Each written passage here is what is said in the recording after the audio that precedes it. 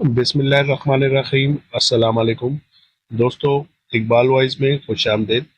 عمر و عیار سگ پرستوں کی بستی سے سنگے سیاہ لے کر جب وہ پرستان کی سرحد پر پہنچا تو اسے پری گل نرگس نے آواز دے کر ٹھہرایا۔ عمرو نے کھڑے ہو کر دم لیا اور گل نرگس سے بولا، تم نے اچھا کیا جو مجھے آواز دے دی، ورنہ نہ جانے اسی تیزی میں دوڑتے ہوئے میں کہاں سے کہاں تک پہنچ جاتا۔ مجھے اپنی ملکہ کی جانب سے جو حکم ملا تھا اسے ہر حال میں نبھانا تھا۔ کیا تم سنگے سیاہ لے آئے ہو؟ ہاں، میں سنگے سیاہ تو لے آیا ہوں، مگر کتوں کے بھونکنے کی آوازیں ابھی تک میرے کانوں میں سنائی دے رہی ہیں۔ تم فکر نہ کرو، جب تم پھولوں کے چشمے میں نہاؤ گے تو یہ آوازیں خود بخود بند ہو جائیں گی۔ ہاں گل نرگس، مجھے جلد چشمے تک لے چلو، ورنہ کتوں کی ان آوازوں سے میرا دماغ پھٹ جائے گا۔ ملکہ گل بدن کے حکم کے بغیر میں تمہیں اس چشمے تک نہیں لے جا سکتی۔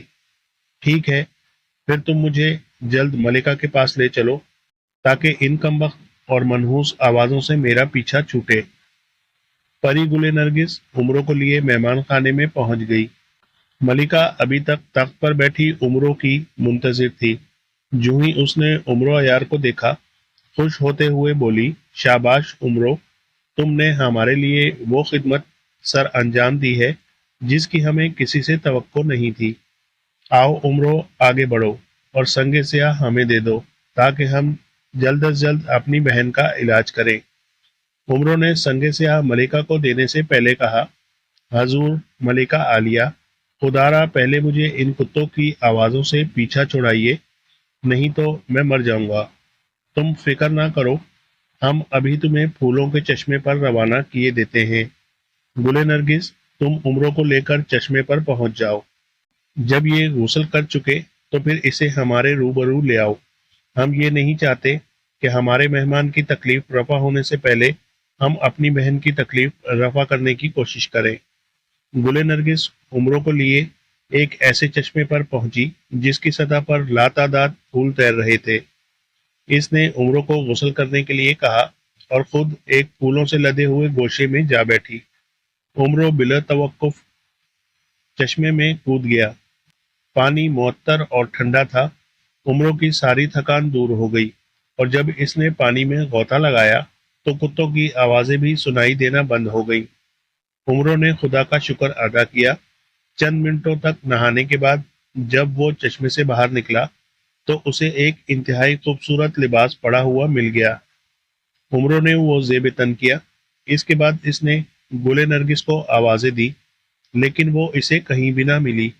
عمرو بڑا حیران ہوا۔ سنگ سیاہ ابھی تک اس کے پاس تھا۔ وہ اس نے سنبھالا اور مہمان خانے کی جانب چل پڑا۔ ملکہ ابھی تک وہیں تھی۔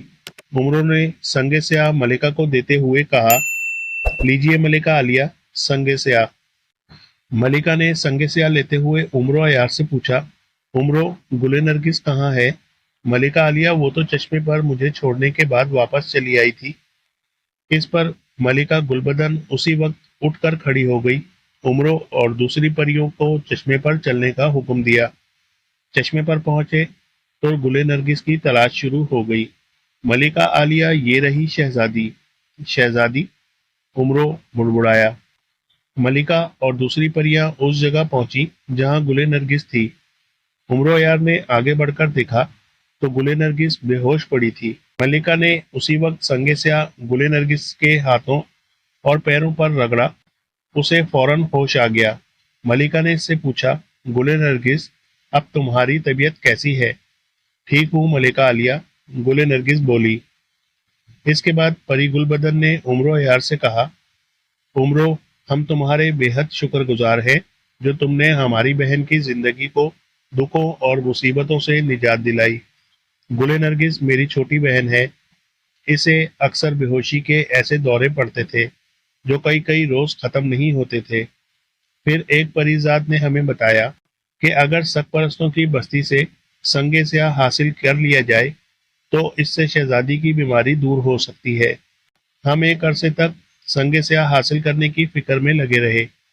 کئی ایک سے کہا، مگر کوئی بھی ان خبیثوں کی بستی میں جانے کے لیے تیار نہ ہوا۔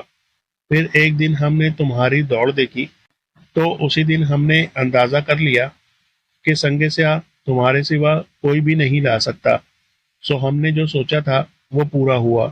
اس پر عمرو ملکہ سے مخاطب ہوا، ملکہ عالیہ، میں نے جو خدمت سر انجام دینی تھی دے دی، اب آپ خدا کے لیے مجھے وہیں بھیجنے کا بندوبست کر دیجئے جہاں سے آپ کی پریاں مجھے لائی تھی، نہ جانے میرا شہزور وہاں ہے بھی یا نہیں۔ تم فکر نہ کرو، تمہارا شہزور وہیں پر موجود ہے، اب ہم ہر قدم پر تمہاری رہنمائی کریں گے۔ ہم گل نرگس سے کہیں گے کہ وہ جہاں کہیں تمہیں مصیبت میں پائے فوراً تمہاری مدد کو پہنچ جائے، مگر یہ کیسے ممکن ہو سکتا ہے؟ پریوں کے نزدیک یہ کوئی مشکل امر نہیں، ہم تمہیں ابھی وہاں پہنچائے دیتے ہیں۔ پری کی اس بات پر عمرو نے کہا، جانے سے پہلے اگر میں ایک خواہش کا اظہار کروں تو کیا وہ پوری ہوگی؟ کیوں نہیں، تم جس خواہش کا بولو گے ہم اسے خوشی سے پورا کریں گے۔ ملکہ گلبدن کی اس یقین دہانی پر عمرو نے کہا، تو پھر جانے سے پہلے آپ مجھے اپنا محل دکھا دیں۔ ملکہ گلبدن سوچ میں پڑ گئی اور چند لمحوں کی خاموشی کے بعد بولی، عمرو یار، ہم تمہاری اس خواہش کو ضرور پورا کریں گے، مگر اس وقت جب تم سلیمانی خزانہ پالو گے۔ اس خزانے میں ایک رنگ برنگی ایسا موتی ہے جسے تم پاس رکھو گے تو میرے محل کی سیر کرنے کے لیے کوئی دشواری پیش نہیں آئے گی۔ اگر تم ایسی حالت میں محل کی سیر کرو گے تو اندھے ہو جاؤ گے اور پھر تمہارے اندھے پن کا دنیا میں کوئی علاج نہیں کر سکے گا۔ کیا آپ مجھے دوبارہ اس پھولوں کی وادی میں آنے کی دعوت دیں گی؟ کیوں نہیں عمرو، جب تم اپنی بیوی کے ہمراہ کامیاب اور کامران واپس لوٹو گے تو گل نرگس تم دونوں کو یہاں لے کر آئے گی۔ عمرو عیار خوش ہوتے ہوئے بولا، ٹھیک ہے ملکہ عالیہ، میری بیوی شہزادی بلقیس بھی اس وادی اور آپ کے محل کو دیکھ کر بہت خوش ہوگی۔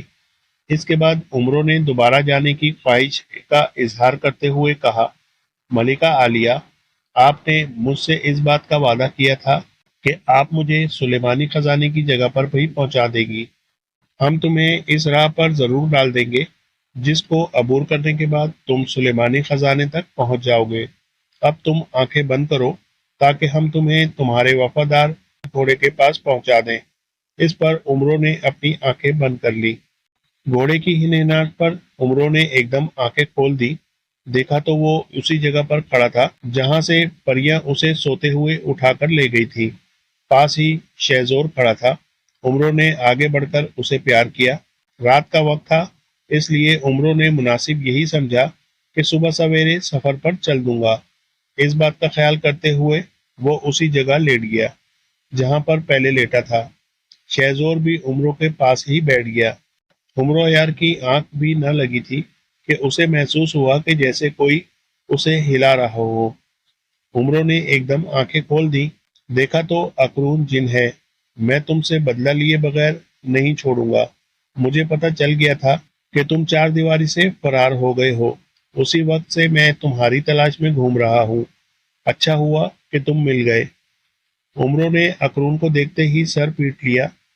اب جو اس نے دوبارہ بدلہ لینے کی بات کی تو عمرو عیار بولا، ابے کسی آوارہ گرد جن کی اولاد، کیا تو میرا پیچھا نہیں چھوڑے گا؟ ہرگز نہیں، ہرگز نہیں، عمرو نے آستین چڑھاتے ہوئے کہا۔ ہاں ہاں، ہرگز نہیں تیرا پیچھا چھوڑوں گا، تجھے جان سے مار کر چھوڑوں گا۔ برخوردار، میرا نام بھی عمرو عیار ہے، تیرے جیسے کئی جن مجھ سے خوف کھاتے ہیں، عمرو نے اکڑتے ہوئے جواب دیا۔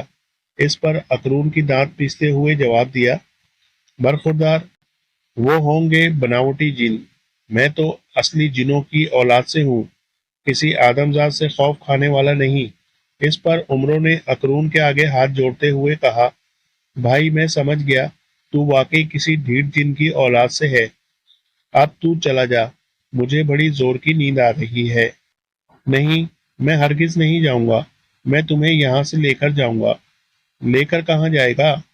اس کے سامنے والے ٹیلے پر جہاں تمہیں میں زندہ گاڑوں گا۔ اس پر عمرو اپنے آپ میں گھبرا کر رہ گیا، مگر اس پر بھی اس نے اپنا حوصلہ برقرار رکھا اور اکرون سے بولا، اچھا، تجھے حضرت سلیمان کی قسم، اب تو یہاں سے چلا جا، مجھے اس ٹیلے پر لے جانا، کیونکہ اس وقت مجھے سخت نیند آ رہی ہے۔ اگر میں راستے میں سو گیا تو پھر مجھے زندہ گاڑ دینے میں تمہیں مزہ نہیں آئے گا۔ اس پر اکرون نے اپنے دانت باہر نکالتے ہوئے جواب دیا، تم ٹھیک کہتے ہو، اگر میں نے تمہیں سوتے میں گاڑ دیا تو تیری چیخوں سے مجھے کیا مزہ آئے گا جو تو جاگتے ہوئے مارے۔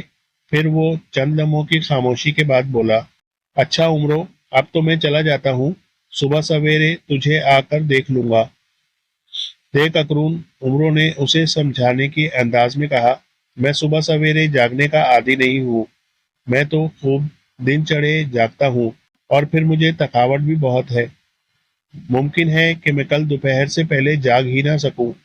اس پر اکرون گندے اور لمبے دانت پیستے ہوئے بولا، اچھا عمرو، میں کل دوپہر کے وقت تیرے پاس آ جاؤں گا۔ اگر تو مجھے یہاں نہ ملا تو قسم ہے مجھے اپنے گرو کی، تو جہاں کہیں ملے گا تجھے زندہ زمین میں گاڑ دوں گا۔ تم فکر نہ کرو، میں تمہیں اسی درخت کے نیچے ملوں گا۔ اچھا، اب تو دفع ہو جا۔ کیا مطلب؟ اکرون نے عمرو کو گھورتے ہوئے کہا، میرا مطلب ہے اب تم جا کر آرام کرو اور مجھے بھی آرام کرنے دو۔ سمجھ گئے موٹی عقل کے مالک؟ آخری جملہ عمرو نے قدرے آہستگی سے کہا تھا کہ اکرون سن نہ سکے، اور بہت اچھا کہتے ہوئے اکرون وہاں سے چلا گیا۔ صبح سویرے ہی عمرو کی آنکھ کھل گئی۔ اس نے ادھر ادھر دیکھا تو اسے شہزور چلتے ہوئے دکھائی دیا۔ عمرو عیار نے آواز دے کر شہزور کو اپنے پاس بلایا اور اس سے بولا، دوست، چلو سفر کے لیے تیار ہو جاؤ۔ آج مجھے یہاں سے اتنی دور لے چلو کہ اکرون کا تصور بھی وہاں نہ پہنچ سکے۔ اس پر شہزور نے ہنہنا کر عمرو کی بات کا اثبات میں جواب دیا۔ عمرو نے اللہ کا نام لیا اور شہزور پر سوار ہوا، اور پھر شہزور ہوا ہو گیا۔ عمرو شہزور پر اڑا چلا جا رہا تھا کہ اسے ایسا محسوس ہوا جیسے وہ زمین کی نچلی سطح پر گھوڑا دوڑا رہا ہے۔ عمرو نے حیران ہو کر اپنی چاروں طرف دیکھا، مگر اس کی سمجھ میں کوئی بات نہیں آئی۔ اس نے چاہا کہ وہ شہزور کو روکے اور اپنے گرد و نواح کا جائزہ لے، مگر وہ ایسا نہ کر سکا۔ شہزور تو ہوا سے تیز اڑ رہا تھا۔ اچانک عمرو کو اپنے خدشے کا یقین ہو گیا۔ شہزور پاتال کی گہرائیوں میں چلا جا رہا تھا۔ کیونکہ عمرو نے پیچھے مڑ کر دیکھا تو اپنے اوپر زمین کو سایہ کرتے ہوئے پایا۔ عمرو سخت ہراسا ہوا۔ اس نے اس زور سے شہزور کی باگیں کھینچی کہ وہ بے زبان گرتے گرتے بچا۔ عمرو نے اسے تھپکتے ہوئے کہا، شہزور، ہم تو پاتال میں سفر کر رہے ہیں، کیا تم دیکھ نہیں سکے کہ یہاں نہ کوئی نخلستان ہے اور نہ ہی ریت کے ٹیلے، پھر اوپر کی زمین بھی ہمارے سروں پر ہموار ہے، اب تو یہاں سے بچ کر نکلنا بہت ہی مشکل ہے۔ شہزور نے بھی دائیں بائیں دیکھا، مگر بیچارہ عمرو کو کیا جواب دیتا، ہنہنا کر رہ گیا۔ عمرو شہزور سے نیچے اتر آیا۔ اس نے دیکھا کہ دور دور تک کوئی آبادی نہیں ہے، کوئی باغ، کوئی جنگل نہیں، ویران اور اداس چٹیل میدان ہے، مگر اس کے باوجود پاتال میں روشنی ہے۔ عمرو سمجھ گیا کہ اس پاتال میں بھی کوئی ایسی راہ ضرور ہے جس سے زمین کے اوپر دوبارہ جا سکتا ہوں۔ عمرو یہ سوچتے ہوئے ایسی راہ کی تلاش میں چل پڑا جو اسے دوبارہ زمین پر لے جائے۔ وہ دوبارہ شہزور پر سوار ہوا اور اسے تھپکتے ہوئے بولا، شہزور، شام پڑنے سے قبل ہمیں یہاں سے نکلنا ہوگا۔ اگر شام تک اسی پاتال میں رہے تو پھر ہمارا یہاں سے نکلنا بہت ہی مشکل ہو جائے گا۔ نہ جانے رات کو ہمارے ساتھ کون سا حادثہ پیش آ جائے کہ جس سے ہم دونوں کی جان خطرے میں پڑ جائے۔ اس پر شہزور نے زور سے دوڑنا شروع کر دیا۔ عمرو یار ناک کی سیدھ میں چلا جا رہا تھا، مگر کافی دیر تک چلنے کے بعد بھی عمرو کو ایسا راستہ کوئی بھی سجھائی نہ دیا جو اسے زمین کی طرف لے جائے۔ چاروں طرف وہی ویرانہ اور اداسی چھائی ہوئی تھی۔ عمرو پریشان ہو گیا، لیکن اس پر بھی اس نے ہمت نہ ہاری، اور وہ شہزور پر سوار آگے ہی آگے بڑھتا چلا گیا۔ کچھ دور گیا ہوگا، اسے ایک چھوٹی سی پہاڑی کے پیچھے محل کے برج دکھائی دیے، اور وہ برج روشنی دے رہے تھے۔ وہی روشنی تمام ویرانے میں پھیلی ہوئی تھی۔ اس پر عمرو عیار کی دنیا میں واپس جانے کی توقع ہی جاتی رہی، مگر ایک نامعلوم امید پر وہ محل کی جانب بڑھنے لگا۔ پہاڑی کی ایک طرف سے وہ محل کی جانب بڑھنے لگا اب پورا محل اس کے سامنے تھا۔ یہ کوئی بہت ہی قدیم محل تھا۔ دیواروں پر کائی جمی ہوئی تھی، مگر اس محل کے برج صاف ستھرا دکھائی دے رہے تھے اور شیشے کے بنے ہوئے تھے، جن سے روشنی کی کرنیں ایسی عیاں ہو رہی تھی جیسے کہ سورج سے عیاں ہوتی ہیں۔ عمر عیار چند منٹوں تک گمسم کھڑا اس محل کی جانب دیکھتا رہا اور اس کے گرد و نواح کا جائزہ لیتا رہا۔ وہ اپنے آپ میں ایک انجانا سا خوف بھی محسوس کر رہا تھا۔ شہزور اپنے اگلے پیر زمین پر مار رہا تھا۔ آخر عمرو نے ہمت کی اور گھوڑے پر سے اترا اور شہزور سے بولا، شہزور، یہ ایک نئی دنیا ہے، پاتال کی گہرائیاں ہیں، اس میں یہ نہ جانے یہ کس کا محل ہے، کسی پری کا ہے یا کسی جن کا، ممکن ہو سکتا ہے کہ کسی سگ پرست جیسی بدرو کا بھی ہو۔ پھر وہ اسے تھپکتے ہوئے بولا، میں اللہ کا نام لے کر محل کے اندر جا رہا ہوں، اگر میری آواز سنو تو فوراً محل کے اندر آ جانا، سمجھے؟ شہزور ہنہنایا اور عمرو شہزور کو تھپکتے ہوئے محل کی جانب بڑھ گیا۔ اس قدیم محل کی 2-3 سیڑھیاں چڑھنے کے بعد وہ محل کے بڑے دروازے کے پاس جا کھڑا ہوا۔ دروازہ ساگوان کی لکڑی کا بنا ہوا تھا اور اس پر بعض عجیب و غریب تصویریں بھی بنی ہوئی تھیں جو اس کی سمجھ اور عقل سے باہر تھیں۔ کافی دیر تک وہ ان بے معنی تصویروں کو دیکھتا اور سوچتا رہا، لیکن سوچنے کے باوجود اس کی سمجھ میں کوئی بات نہ آئی۔ اچانک محل کا دروازہ خود بخود ہی کھل گیا۔ عمرو نے دروازے کو جو ہی کھلتے پایا، گھبرا کر چند قدم پیچھے ہٹ گیا اور میان سے تلوار نکال کر ہاتھ میں لے لی۔ چند منٹ گزرنے کے بعد بھی اسے کوئی متنفس نہیں دکھائی دیا۔ عمرو دبے پاؤں آگے بڑھا اور دروازے کے پاس جا کر محل کے اندر جھانکا۔ محل ویران اور سنسان پڑا تھا۔ عمرو کو کسی بھی جاندار کا کوئی احساس نہ ہوا، البتہ اسے یہ دیکھ کر سخت حیرانی ہوئی کہ باہر سے کہیں روشنی محل کے اندر تھی۔ ہر شے نمایاں دکھائی دے رہی تھی۔ عمرو عیار نے اللہ کا نام لے کر محل کے اندر قدم رکھا، لیکن جلد ہی ٹھٹک کر رک گیا۔ اس نے دیکھا کہ محل کے وسیع صحن میں ایک تخت پڑا ہے اور اس پر کوئی شخص چت لیٹا ہوا ہے۔ عمرو نے اس شخص کو آواز دیتے ہوئے کہا، بھائی، میں اجنبی ہوں اور راستہ بھول کر اس طرف آ نکلا ہوں، مگر اسے اپنی بات کا کوئی جواب نہ ملا۔ عمرو سمجھ گیا کہ یہ کوئی زندہ شخص لیٹا ہوا نہیں ہے بلکہ مردہ ہے۔ عمرو عیار ہمت کر کے آگے بڑھا۔ اس کا خدشہ درست نکلا۔ تخت پوش پر ایک روبرو نوجوان مردہ حالت میں پڑا ہوا تھا۔ اس کے لباس سے ظاہر ہوتا تھا کہ وہ کسی شان و شوکت والے باپ کا بیٹا ہے۔ عمرو کی سمجھ میں یہ بات نہ آئی کہ اسے یہاں کون لایا اور کیسے یہ مر گیا۔ پھر اسے خیال آیا کہ کہیں یہ اسی کی طرح تو پاتال میں داخل نہیں ہو گیا اور تھک ہار کر یہاں آ کر لیٹ گیا ہو اور اس کی موت واقع ہو گئی ہو۔ مگر عمرو کے نزدیک یہ بھی بات ممکن نہیں تھی، کیونکہ یہ لاش زیادہ دنوں کی نہیں تھی۔ ایسا معلوم ہوتا تھا کہ جیسے صبح یا کل رات کو ہی مرا ہو۔ اس نوجوان کے چہرے سے تھکاوٹ اور بھوک کے آثار بھی نمایاں نہیں ہو رہے تھے۔ آخر یہ معمہ کیا ہے؟ عمرو نے اپنے دل ہی دل میں کہا، مگر اس کی سمجھ میں بھی کوئی بات نہ آئی۔ عمرو، زندگی میں پہلی بار تو نے کسی مسئلے میں ناکامی کا احساس کیا ہے؟ عمرو اپنے آپ میں باتیں کرنے لگا۔ پھر اس نے ادھر ادھر نظریں دوڑائی۔ محل کے صحن کے دائیں اور بائیں کمرے ہی کمرے تھے جو سب کے سب کھلے پڑے تھے۔ درمیان میں اوپر جانے کے لیے سیڑھیاں بنی ہوئی تھیں۔ عمرو نے لاش کا خیال چھوڑا اور کمروں میں جھانکنا شروع کر دیا۔ دائیں ہاتھ والے پہلے کمرے میں کچھ نہیں تھا، صرف فرش پر ایک دری بچھی ہوئی تھی۔ ایسا معلوم ہوتا تھا کہ یہ دری ابھی ابھی کسی نے بچھائی ہے۔ عمرو نے دوسرے کمرے میں جھانکا تو وہاں ٹوٹے پھوٹے برتن پڑے تھے، ان کے علاوہ اور کچھ نہیں تھا۔ تیسرے کمرے میں بھی کوئی قابل ذکر چیز موجود نہیں تھی، البتہ چوتھے کمرے میں مختلف جانوروں کی خشک ہڈیاں پڑی تھیں، جس سے عمرو جان گیا کہ یہ محل کا مالک ضرور کوئی جن ہے جو یہاں جانوروں کو لا کر کھاتا ہے اور ان کی ہڈیاں اس کمرے میں پھینک دیتا ہے۔ انہی 4 کمروں کے بالمقابل 4 مزید کمرے بھی تھے۔ اب عمرو نے ان کی جانب رجوع کیا۔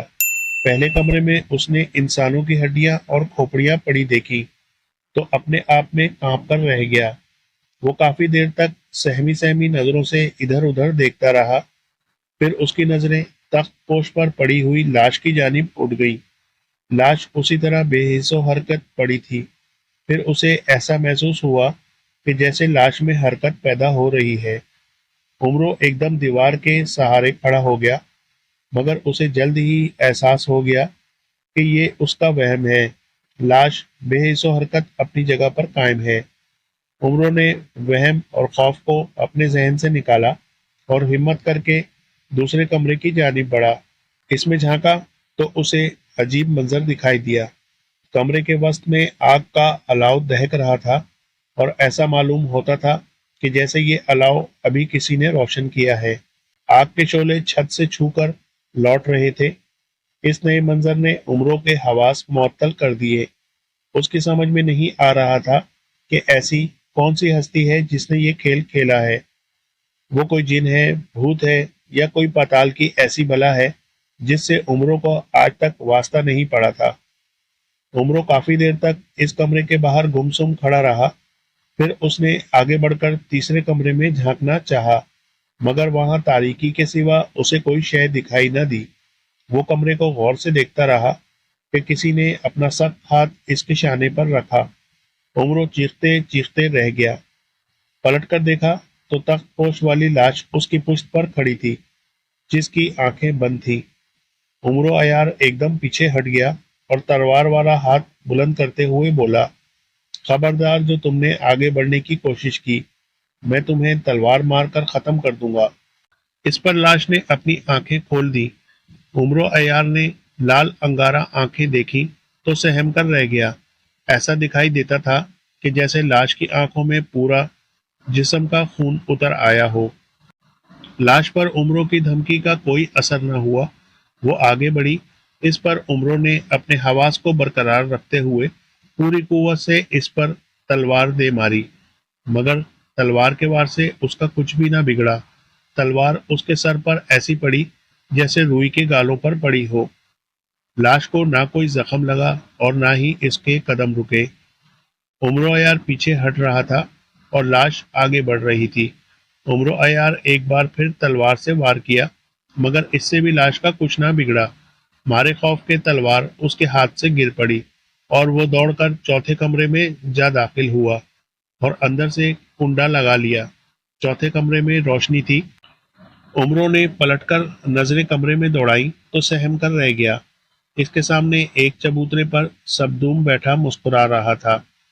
آخر میں نے تمہیں پھانسی لیا، سبدوم مسکراتے ہوئے بولا۔ عمرو نے بڑی مشکل سے اپنے آپ پر قابو پایا اور ناکام مسکرانے کی کوشش کرتے ہوئے سبدوم سے بولا، میں پہلے ہی سمجھ گیا تھا کہ یہ میرے دوست جن کا محل ہے۔ دوست جن کا محل؟ سبدوم نے دانت پیستے ہوئے کہا، یہ نہ کہو عمرو، دشمن جن کا محل کہو۔ آج میں تمہیں نقشہ چرانے کی ایسی خوفناک سزا دوں گا کہ جسے تم ہمیشہ یاد رکھو گے۔ باہر سے لاش دروازہ پیٹ رہی تھی۔ اس پر سبدوم چیخا، بد نصیب شہزادے، واپس جاؤ۔ سبدوم کی اس آواز پر لاش نے دروازہ پیٹنا بند کر دیا اور وہ دوبارہ تخت پوش پر بے حس و حرکت جا پڑی۔ کیا یہ کوئی شہزادہ ہے؟ عمرو کے پوچھنے پر سبدوم نے اسے بری طرح سے جھڑکتے ہوئے کہا، تمہیں اس سے کیا؟ تم اپنی بات کرو۔ سبدوم، بھلا میری کیا مجال کہ میں تم سے کوئی ایسی ویسی بات کروں؟ اگر تمہیں نقشہ چاہیے تو میں ابھی تمہیں دے دیتا ہوں۔ میں تو خود تمہاری تلاش میں تھا، ایک دو دفعہ ابو الہول کے مقبرے پر بھی گیا، مگر تم مجھے وہاں نہ ملے۔ یہ سلیمانی خزانہ کسی آدم ذات کے بس کا روگ نہیں کہ اسے حاصل کر لے، یہ تو تم جیسا کوئی بہادر جن ہی حاصل کر سکتا ہے۔ اگر یہ بات تھی تو تم نے نقشہ کیوں چرایا؟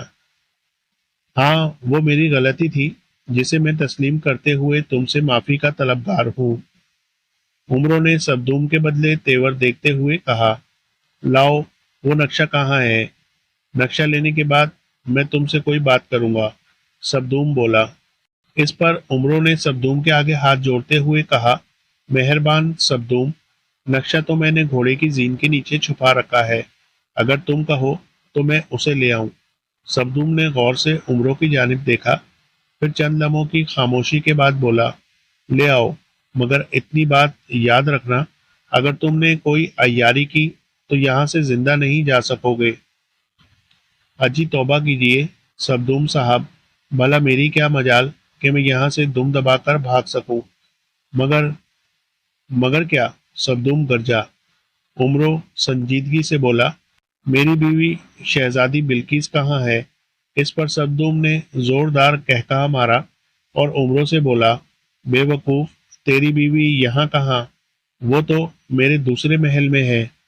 سبدوم، میں وعدے کے مطابق تمہیں نقشہ لائے دیتا ہوں، مگر تم بھی وعدہ کرو کہ نقشہ حاصل کرنے کے بعد تم مجھے میری بیوی اور دوسرے غلام لونڈی واپس لوٹا دو گے۔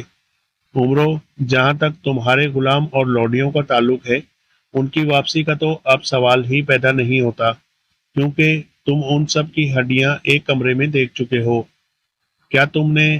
سبدوم نے عمرو کی بات کاٹتے ہوئے جواب دیا، ہاں، میں ان سب کو بھون کر کھا چکا ہوں۔ ظالم، سفاک، عمرو چلایا۔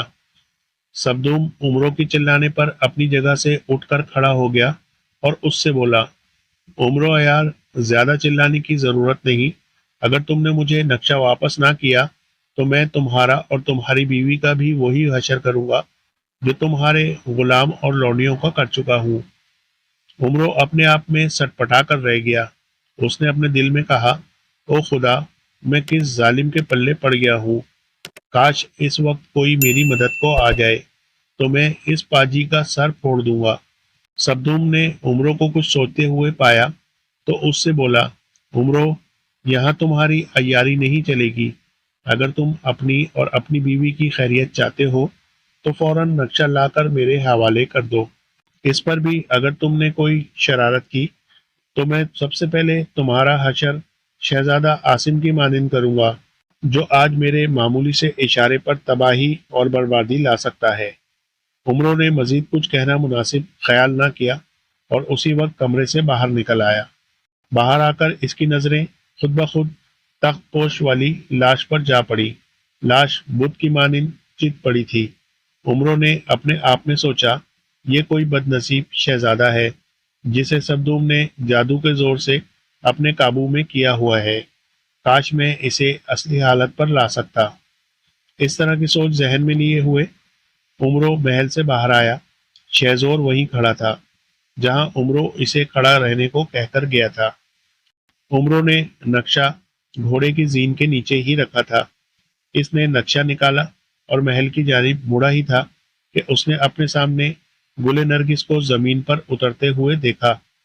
گل نرگس کو دیکھتے ہی عمرو عیار کی ہمت بن گئی۔ وہ فوراً اس کی جانب مڑا۔ گل نرگس نے عمرو سے کہا، عمرو، تم جلد ہی یہاں سے فرار ہونے کی کوشش کرو، میں سبدوم کو تمہارا پیچھا کرنے سے روکوں گی۔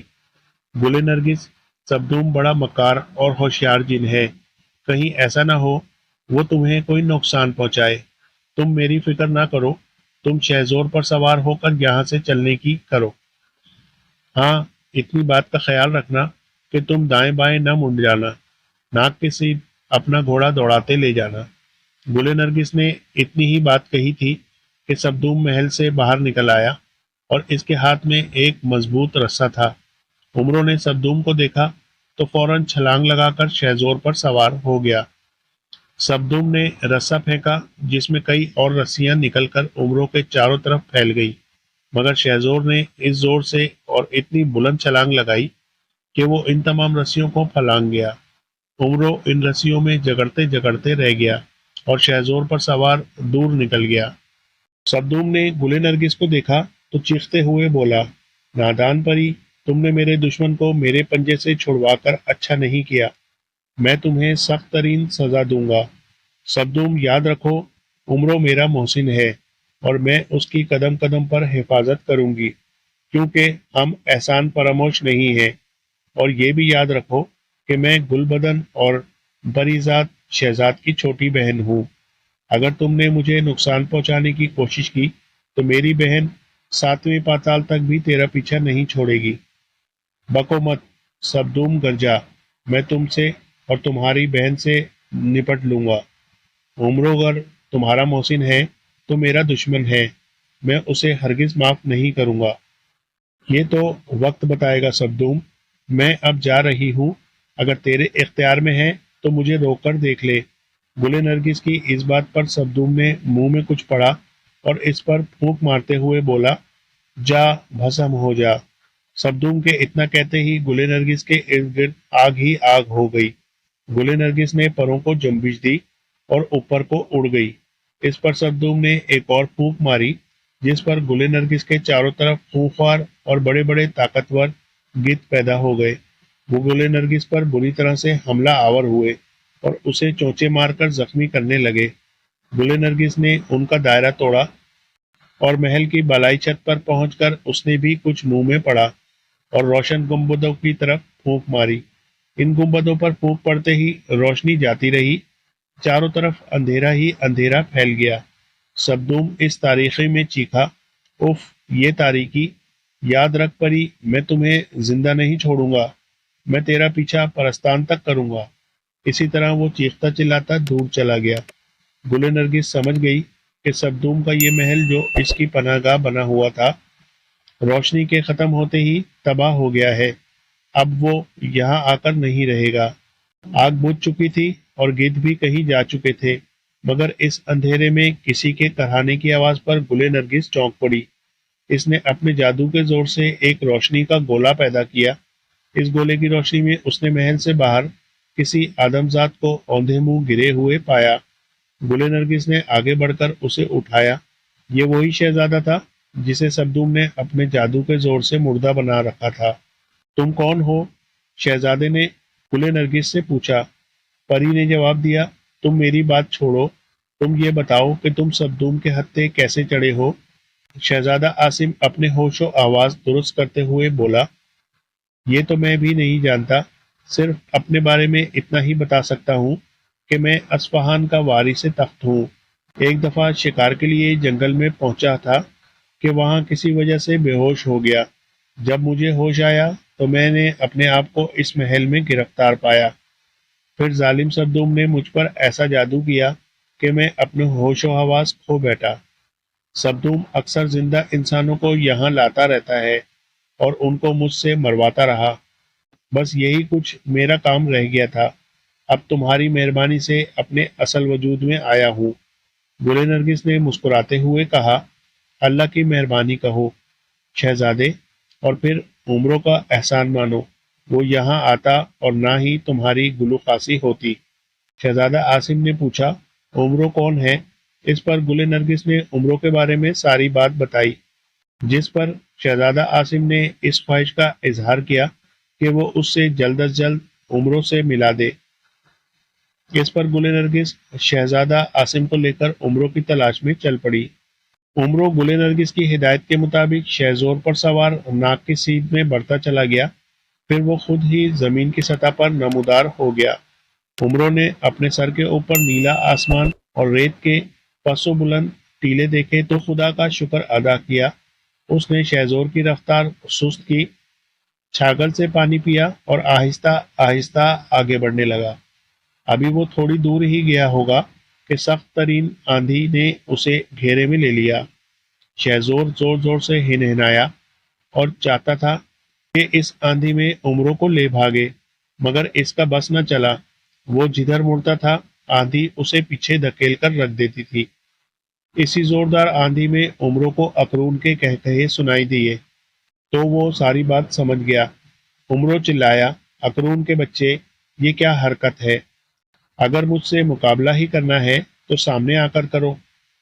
تو بڑا مکار ہے عمرو، میں تجھے اسی طرح ماروں گا۔ اب میں جا رہا ہوں، یہ آندھی اب اس وقت رکے گی جب تو بے جان ہو کر اپنے گھوڑے سے گر پڑے گا۔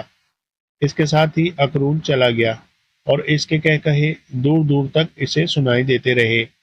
عمرو اور اس کا گھوڑا شہزور آندھی میں بے بس ہوئے تھے۔ عمرو نے اپنے بچاؤ کے لیے منہ پر کپڑا لپیٹ رکھا تھا، مگر اس کے باوجود آندھی ان دونوں کو تنکے کی مانند ادھر ادھر لیے پھرتی تھی۔ اسی اثنا میں عمرو کو اپنا سانس گھٹتا ہوا محسوس ہونے لگا۔ اس نے شہزور کی باگیں ڈھیلی چھوڑ دی۔ شہزور بھی اس آندھی میں ٹک نہیں رہا تھا، پھر بھی وہ اپنے مالک کو گرنے نہیں دے رہا تھا۔ پھر اچانک عمرو زمین پر گرا اور اس کے ہاتھ سے باگ چھوٹ گئی۔ زمین پر گرتے ہی منو ریت اس پر گرنے لگی۔ عمرو نڈھال اور بے بس ہو کر رہ گیا۔ شہزور زور زور سے ہنہنایا، مگر وہ عمرو کو نہ پا سکا اور نہ ہی اسے عمرو کی آواز سنائی دی۔ پھر ایک دم آندھی رک گئی، ریت کے ذرے اپنی اپنی جگہ پر بیٹھ گئے۔ شہزور نے ادھر ادھر دیکھا مگر اسے عمرو کہیں بھی دکھائی نہ دیا۔ وہ زور زور سے ہنہنایا مگر اسے عمرو کی آواز سنائی نہ دی۔ اتنے میں گل نرگس اور شہزادہ عاصم شہزور کے سامنے آ کر کھڑے ہو گئے۔ گل نرگس نے شہزور سے کہا، شہزور تمہیں عمرو نہیں مل سکتا، وہ بیچارہ تو ریت میں دب کر رہ گیا ہے۔ اتنا کہنے کے ساتھ ہی گل نرگس نے ریت کے ایک ٹیلے کے اوپر پھونک ماری۔ پھونک پڑتے ہی ریت کا ٹیلا ایک طرف کو ہٹ گیا اور اس میں سے عمرو اکھڑے اکھڑے سانس لیتا ہوا باہر نکل آیا۔ گل نرگس آگے بڑھ کر اسے ہوش میں لائی۔ جب عمرو عیار کے حواس بحال ہوئے تو اس نے گل نرگس کا شکریہ ادا کیا۔ نیک دل پری، تم نے میری جان بچا کر مجھ پر بہت بڑا احسان کیا ہے۔ عمرو، میں نے تو اپنا فرض ادا کیا ہے۔ خدا کا شکر ادا کرو کہ ہم وقت پر پہنچ گئے۔ اگر 2-4 منٹ دیر سے پہنچتے تو پھر تمہیں موت کی تاریکی وادی سے لانا مشکل ہو جاتا۔ عمرو نے شہزادہ عاصم کی جانب دیکھتے ہوئے کہا، میرا خیال ہے یہ وہی نوجوان ہے جسے میں سبدوم کے محل میں لاش کے روپ میں دیکھا تھا۔ ہاں عمرو، میں وہی بدنصیب ہوں۔ گل نرگس سے تمہارے بارے میں سنا تو بے اختیار تم کو ملنے کا جی چاہا۔ تمہیں دیکھ کر خوش ہو گیا ہوں۔ عمرو، تم بہادر اور نڈر انسان ہو۔ اس پر عمرو نے عجیب سی ہنسی ہنستے ہوئے جواب دیا، اجی کیا پدی اور کیا پدی کا شوربہ، میں کس قابل ہوں۔ پھر گل نرگس نے عمرو سے کہا، اچھا بھائیو، اب تم دونوں آپس میں باتیں کرو اور مجھے جانے دو۔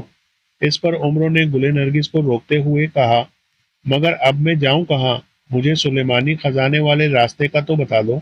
ملکہ گلبدن نے مجھ سے وعدہ کیا تھا کہ وہ مجھے سلیمانی خزانے کے راستے پر ڈال دیں گی اور سبدوم کی موت کا راز بھی بتائیں گی، مگر ان دونوں میں سے مجھے کوئی بات بھی نہیں بتائی گئی اور نہ ہی میں نے چلتے ہوئے ان باتوں کے بارے میں کچھ پوچھا۔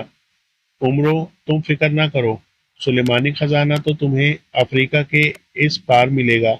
اس جنگل میں صدیوں سے کوئی جاندار آباد نہیں ہے، معمولی کیڑا بھی اس جنگل میں نہیں پایا جاتا۔ جب تم اس جنگل میں پہنچو گے تو پھر تمہیں نقشے کی مدد سے سلیمانی خزانے کا پتہ بھی چل جائے گا، مگر اتنی بات کا خیال رکھنا کہ اس جنگل میں پہنچنے کے بعد نہ تم کچھ کھانا اور نہ پینا اور نہ ہی کسی درخت یا پودے کا پتا توڑنا۔ اگر تم نے دونوں میں سے کوئی بھی کام کیا تو پھر وہاں سے زندہ واپس نہ آ سکو گے۔ رہا سبدوم کی موت کا بتانا، تو اس کے بارے میں کچھ نہیں کہہ سکتی۔ اس کا راز ملکہ عالیہ کے پاس ہی ہوگا۔ میں ان سے پوچھ کر اور اجازت لے کر تمہیں آگاہ کروں گی۔ اب تم اللہ کا نام لے کر اپنا سفر شروع کر دو۔ گل نرگس اتنا کچھ بتانے کے بعد دونوں کی نظروں کے سامنے سے غائب ہو گئی۔ تو دوستو، کہانی پسند آئی ہو تو پلیز لائک کیجیے گا، شیئر کیجیے گا۔ کہانی کا چوتھا حصہ لے کر کل حاضر ہوں گا۔ جب تک کے لیے اللہ حافظ۔